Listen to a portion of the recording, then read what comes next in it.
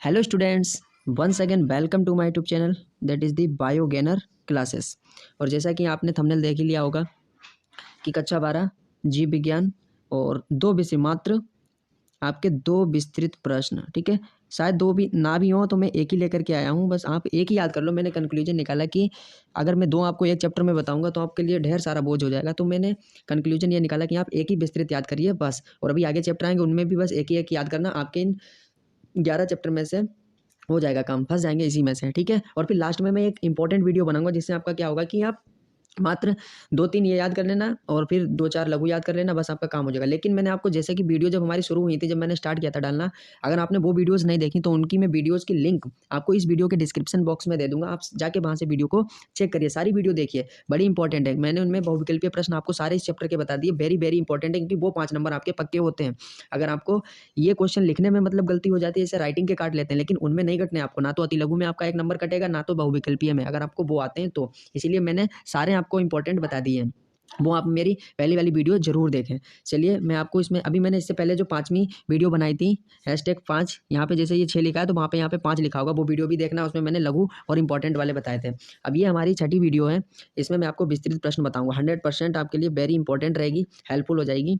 अगर आप 12th UP board का एग्जाम देने जा रहे हो तो ये वीडियो जरूर देखिए। चलिए कौन सा क्वेश्चन है, वो एक ही क्वेश्चन है, वेरी इंपॉर्टेंट है, देख सकते हो आप लोग जैसा कि आपकी स्क्रीन पर है। और ये 5 नंबर का आता है, ठीक है। तो यहाँ पे आप जैसा कि देख सकते हो, ये 5 नंबर में आपसे क्या पूछेंगे, तो ये क्वेश्चन नंबर है आपका, देख सकते हो,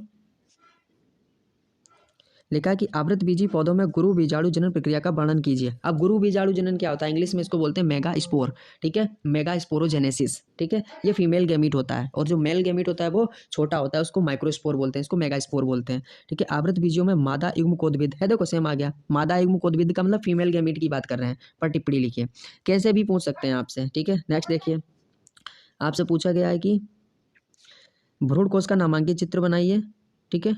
भ्रूण कोश मतलब एंडोस्पर्म का, ठीक है। मादा एवं का विकास पर संक्षिप्त टिप्पणी लिखिए। देखिए 22 में पूछा गया, आपको 23 में देना एग्जाम। मादा एवं के विकास का केवल रेखीय चित्र बनाइए, बस लैंग्वेज का फर्क है, बस आपको घुमा फिरा कर कुछ क्वेश्चन वही पूछ रहे हैं, ठीक है। या मेगा स्पोरोजेनेसिस, तो आप हेडिंग डालोगे गुरु बीजाणु जनन यानी मेगा स्पोरोजेनेसिस इंग्लिश में।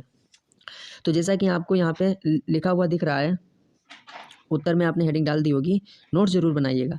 पुष्पीय पौधे विषम बीजी मतलब हेट्रोस्पोरस, हेट्रोस्पोरस,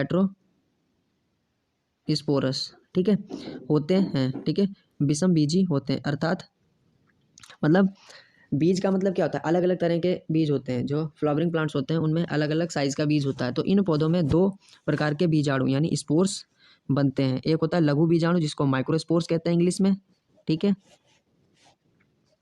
और जो नर युग्मकोद्भिद, ठीक है, मतलब मेल गेमिटोफाइट बनाने वाली कोशिकाएं होती हैं, तथा गुरु बीजाणु जिसको मेगास्पोर्स कहते हैं, जो मादा युग्मकोद्भिद बनाने वाली कोशिकाएं होती हैं।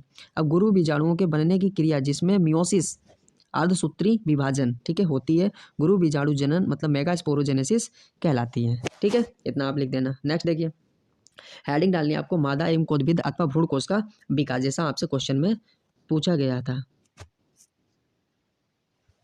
ठीक है। तो इसमें लिखा है डेवलपमेंट ऑफ फीमेल गेमिटोफाइट और एम्ब्रियो सैक, ठीक है। आप ये हेडिंग डाल देंगे, फिर से लिखेंगे आपकी क्रियाशील गुरु बीजाणु मतलब फंक्शनल मेगास्पोर, इंग्लिश अच्छी लगती है ना, फंक्शनल मेगास्पोर फीमेल गेमिटोफाइट की प्रथम कोशिका होती है।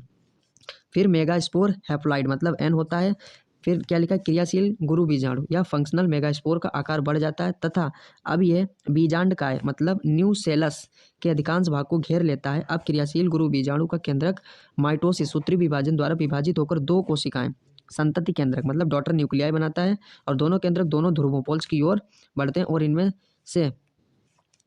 इनमें से केंद्रक बीजांड द्वार माइक्रोपाइल की ओर तथा दूसरा केंद्रक नी भाग चलाजा की ओर, बीजांड द्वार को इंग्लिश में माइक्रोपाइल कहते हैं, और दूसरा जो भाग होता है उसको निभाग यानी चलाजा कहते हैं, उसकी ओर पहुंच जाता है। ये दोनों संतति केंद्रक यानी डॉटर न्यूक्लिया पुनः एक माइटोसिस, ठीक है, सूत्री विभाजन द्वारा 4 संतति केंद्रक बना लेते हैं, मतलब 4 डॉटर न्यूक्लियाई बना लेते हैं, और इस प्रकार प्रत्येक ध्रुव पर 2 केंद्रक हो जाते हैं। इसके पश्चात केंद्रकों में पुनः तीसरा विभाजन होता है जिससे 8 केंद्रक बन जाते हैं, ठीक है। इनमें से 4 केंद्रक बीजांड द्वार की ओर तथा 4 केंद्रक निभाग की ओर रहते हैं। फिर अब एक केंद्रक बीजांड द्वार की ओर से तथा एक केंद्रक निभाग की ओर से केंद्र की ओर बढ़ते हैं इन्हें ध्रुवीय केंद्रक यानी पोलर न्यूक्लियाई कहते हैं। दोनों पोलर न्यूक्लियाई, ठीक है, भ्रूण कोश एम्ब्रियो सेक के मध्य में आकर एक दूसरे से मिलकर द्वितीय केंद्रक या न्यूक्लियस डिप्लॉयड न्यूक्लियस बना लेते हैं, ठीक है। बीजांड द्वार यानी माइक्रोपाइल की ओर के बचे 3 केंद्रकों के बीच भित्ति निर्माण हो जाने से अंड उपकरण यानी एग एपरेटस बन जाता है। इस अंड उपकरण के मध्य में एक बड़ी अंड कोशिका यानी एग सेल अथवा फीमेल गैमीट भी इसी को हम बोलते हैं तथा दोनों ओर 2 सहायक कोशिकाएं जिनको हम सिनर्जिड सेल्स या हेल्पिंग सेल्स कहते हैं। अंड कोशिका तथा सहायक कोशिकाओं को सम्मिलित रूप से अंड समुच्चय या एग एपरेटस कहते हैं। सहायक कोशिका निषेचन के समय पराग नली जो सिनर्जिड सेल्स होती हैं वो निषेचन यानी फर्टिलाइजेशन के टाइम पर पोलन ट्यूब का पथ प्रदर्शन करती हैं, ठीक है, उनको रास्ता दिखाती हैं कि तुमको एक सेल के पास जाना है। इसी प्रकार निभाग की ओर के 3 केंद्रक 3 प्रतिमुख कोशिका एंटीपोडल सेल्स बना लेती हैं। इन प्रतिमुख कोशिकाओं का कोई निश्चित कार्य नहीं होता है तथा ये कुछ समय बाद नष्ट हो जाती हैं। विकसित होता हुआ भ्रूण कोश यानी एम्ब्रियो सेक या प्रायः प्रदेह न्यूशेलस पर पोषण के लिए निर्भर करता है। इस प्रकार जब भ्रूण कोश एक गुरु बीजाणु से विकसित होता है तो एक बीजाणु मोनोस्पोरिक कहा जाता है, ठीक है। तो ये सारी कहानी मैंने आपको समझा दी है, आप इसको याद कर लेना, ठीक है। तो सारा का सारा मैंने आपको जितना इंपॉर्टेंट था वो मैंने लिखा दिया। ये आपका विस्तृत है और वेरी वेरी इंपॉर्टेंट, इसलिए मैं ज़्यादा लाया नहीं हूँ। और ये आप इतना लैंग्वेज लिखने के बाद, इतनी थ्योरी लिखने के बाद आपको क्या करना है, ये डायग्राम बनाना है। इसको समझ लेते हैं। जैसा कि मैंने बताया था कि एक मेगास्पोर मदर सेल होती है, ठीक है। तो ये वाली सेल जो है आपकी, ये वाली, ये मेगास्पोर मदर सेल और ये डिप्लॉइड होती है और इसमें होती है मियोसिस। और मियोसिस जो डिवीजन होता है आपको पता है कि एक सेल 4 सेल्स में बढ़ जाती है।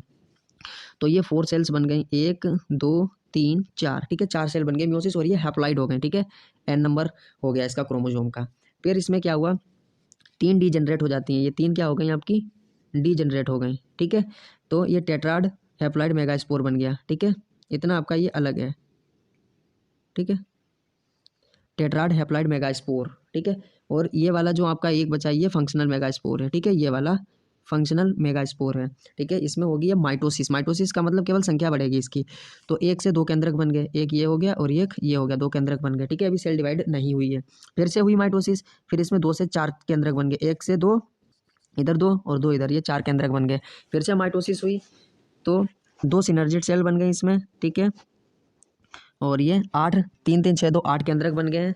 3 एक माइक्रोपाइल एंड की तरफ और एक चलाजा एंड की तरफ और 2 बीच में आगे सेंटर में। तो ये बन गई आपकी सिनर्जिड सेल्स, ठीक है, इधर वाली, और इधर वाली आपकी बन गई एंटीपोडल सेल्स, ठीक है। और ये बीच में 2 पोलर न्यूक्लियाई बन गए और 2 सिनर्जिड सेल्स हैं। और इन सभी को मिलाकर के क्या बोला, मैच्योर एम्ब्रियो सेक, ठीक है।